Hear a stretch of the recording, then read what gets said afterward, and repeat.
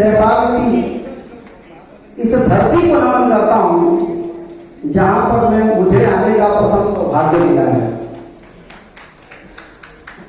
2 नाम 3 नाम लेना मैं कभी नहीं भूलूंगा जिनके कारण मैं यहां आ पाया। केदार ढक्कन जी,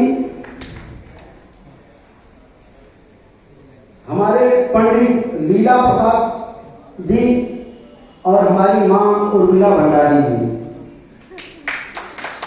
ये नाम मैं इसलिए ले रहा हूं कि जैसे ही केदार ढक्कन जी ने बताया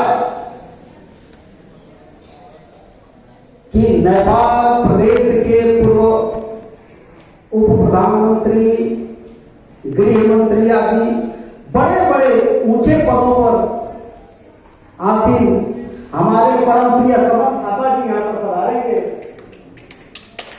मैंने कहा कि चाहे किसी भी परिस्थिति में मैं क्यों नहीं हूं, मैं अवश्य जाऊंगा। इसका एक बहुत बड़ा कारण है, भारत में रहने वाला हर व्यक्ति,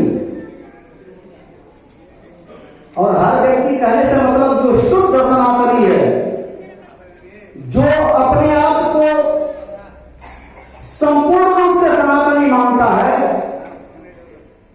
वह 2 नाम वर्तमान में सुनता है तो उसको लगता है कि ये मेरे अपने नाम हैं।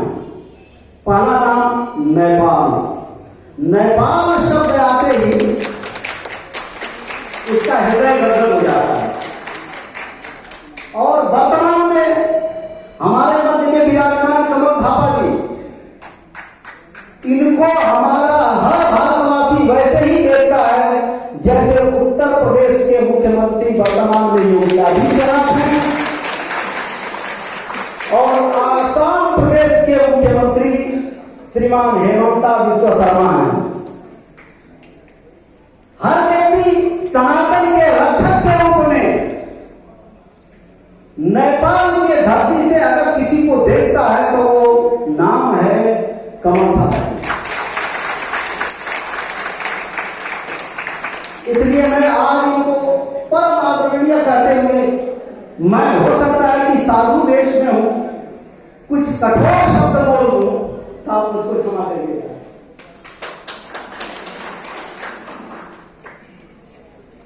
हम लोग एक जयकारा लगाते हैं। उससे पहले छोटा सा परिचय दे दूं। मुझको हरिद्वार से निकले हुए लगभग 1.25 महीना हो गया अपने संतों के साथ एक विशेष यात्रा में मैं भारत भ्रमण कर रहा था जिसका नाम है भारत संत जागृति यात्रा।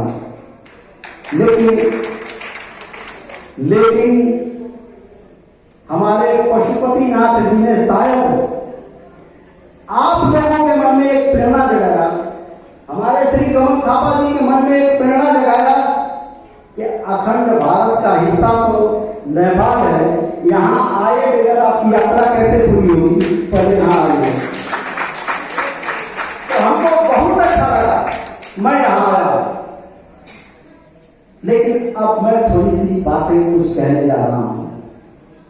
हम लोग एक जयकारा लगाते हैं, निरंतर लगाते आ रहे हैं, धर्म की जय हो। बोलते हैं ना, धर्म की अधर्म का प्राणियों में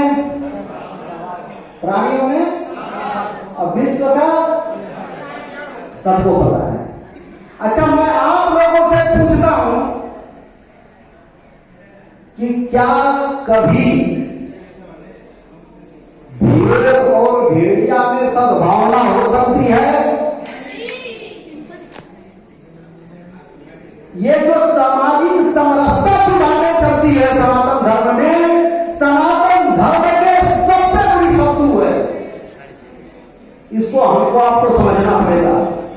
सामाजिक समरसता का मतलब ये नहीं होता है कि गाय से कहिए कि घास खा ले और शेर से कहिए कि गाय खा ले। बिल्कुल गलत बात है। सामाजिक समरसता ये इसको कभी नहीं करते हो। गाय खाने वालों में और गाय को मां के रूप में पूजा करने वालों में क्या कभी समरसता हो सकती है? तो फिर किस समरसता की बातें हो रही है?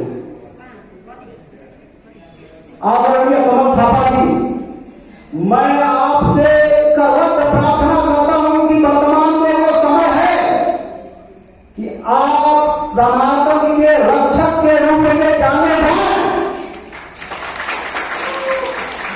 आपको वो अध्ययन भी करने की जरूरत है और उस मूवमेंट की भी जरूरत है जिससे हमारा नेपाल ही नहीं, ये केवल राष्ट्र सनातन धर्म संस्कृति महासंघ नहीं होना चाहिए, संपूर्ण विश्व धर्म सनातन संस्कृति की स्थापना होनी चाहिए और जिसके केवल धारा बने।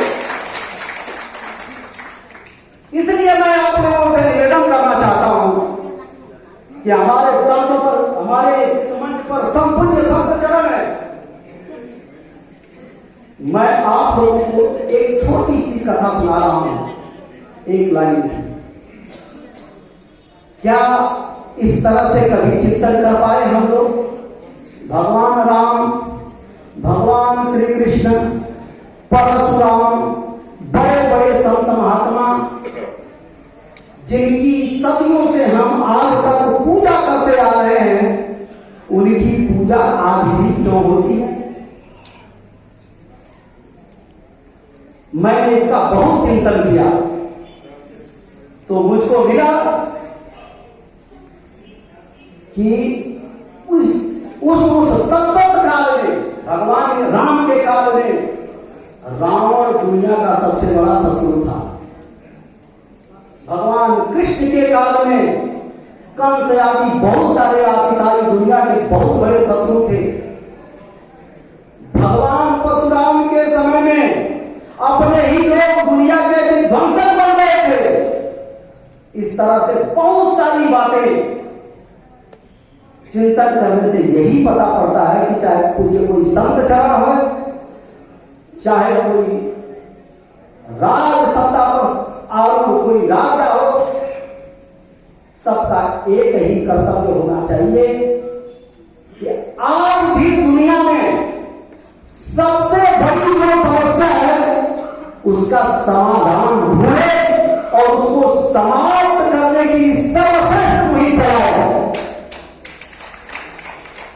इसकी जरूरत है हमें। वो सर्वश्रेष्ठ जब दैवासुर संग्राम हुआ तो तभी देवता जीते जब वो असुरों से शक्तिशाली ज्यादा बने। हमें आसुरी शक्तियों से जीतना है। दुनिया में वर्तमान में दुनिया को समाप्त कर देने के लिए सबसे बड़ी आसुरी एक शक्ति है। हमें इस्लाम से कुछ भी, कोई भी, किसी भी तरह की शिकायत नहीं है, लेकिन हमें इस्लाम से सबसे बड़ी शिकायत है इस्लामिक जिहाद है। जो उसमें हम लोग शायद पढ़े नहीं।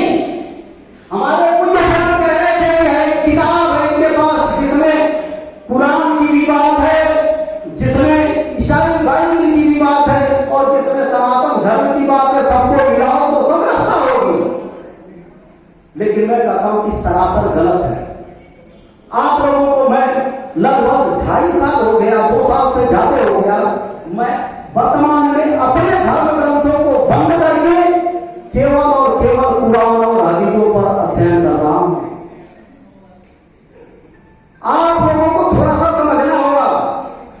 कुरान में 3 फतवा मोहम्मद के हैं, 3 फतवा मोहम्मद के हैं। आप लोगों ने सुना होगा इस्लामिक संगठनों द्वारा फतवा जारी होता रहता है वर्तमान में समय समय पर, लेकिन वो बदलते रहते हैं। लेकिन मोहम्मद ने 3 फतवा जारी किए हैं जो कभी बदल नहीं सकता, कभी नहीं बदल सकता। शायद हम लोग उस मूल किताबों को पढ़ते नहीं है, उसको समझने की जरूरत है। पहला फतवा है कि जो बुत परस्त हैं, जो मूर्ति की पूजा करते हैं, जो भगवान पशुपतिनाथ की पूजा करते हैं, अगर कोई मुस्लिम पूरे जीवन 5 टाइम का नमाज न पढ़े चलेगा, ज़कात न दे चलेगा, कोई भी हज न करे, लेकिन एक बुत परस्त को मारेगा तो सीधे जन्नत में जाएगा। क्या उनके साथ आपकी समरसता हो सकती है?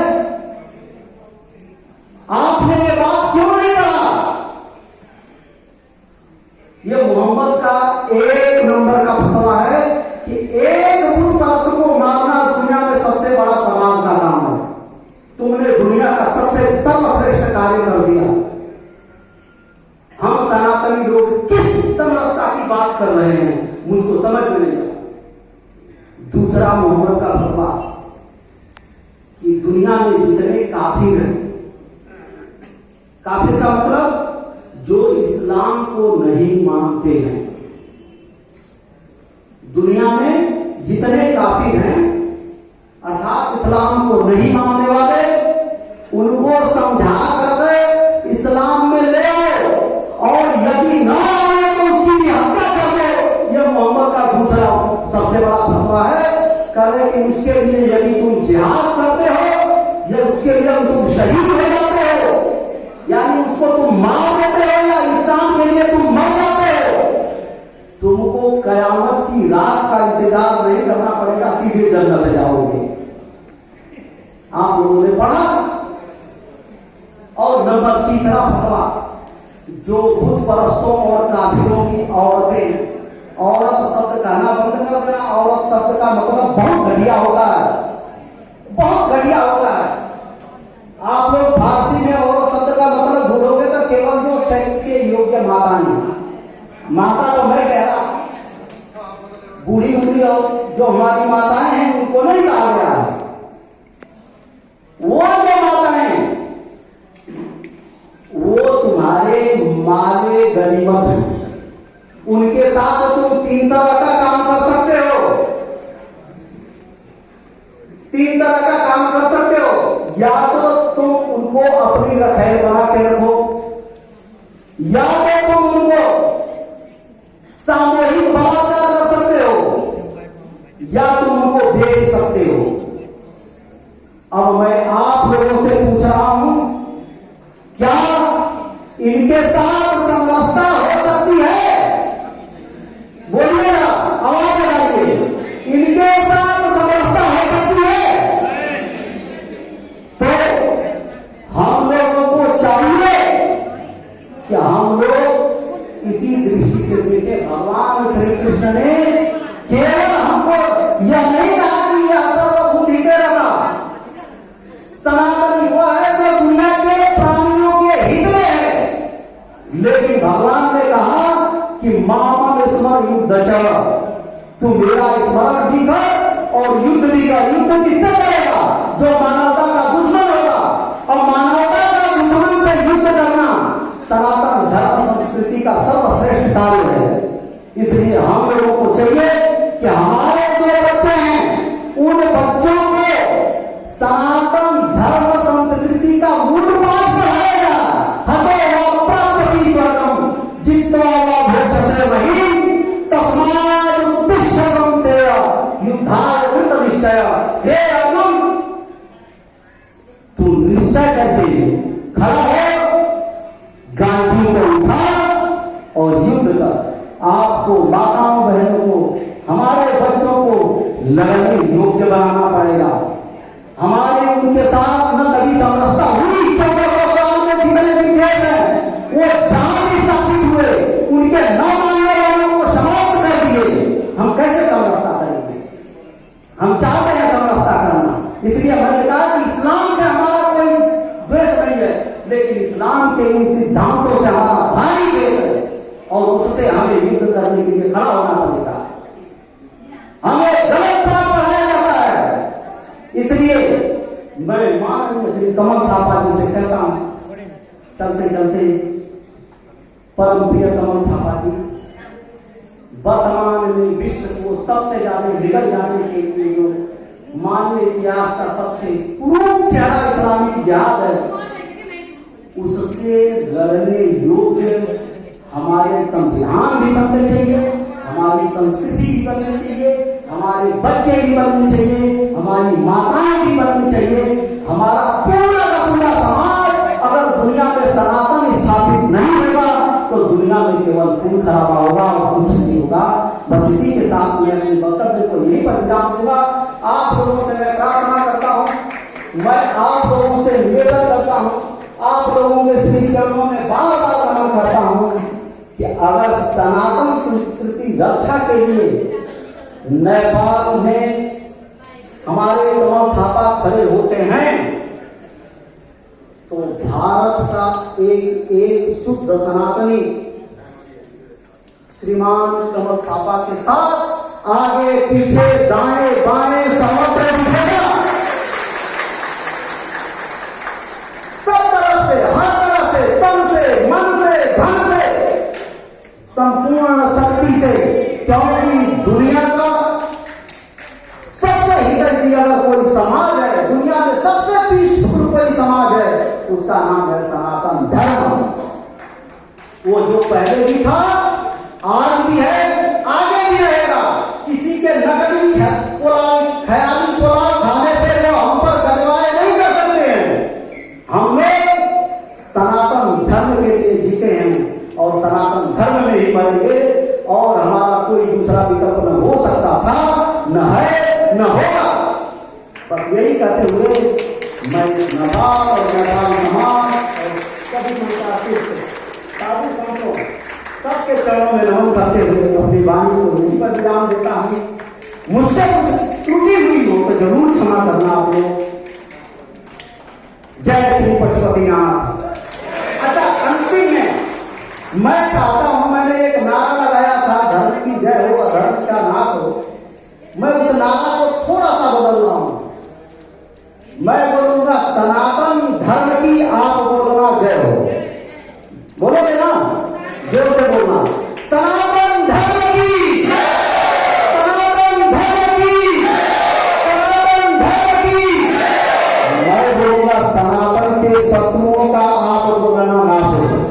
सनातन के शत्रुओं का, सनातन के शत्रुओं का, सनातन के शत्रुओं का। मैं बोलूंगा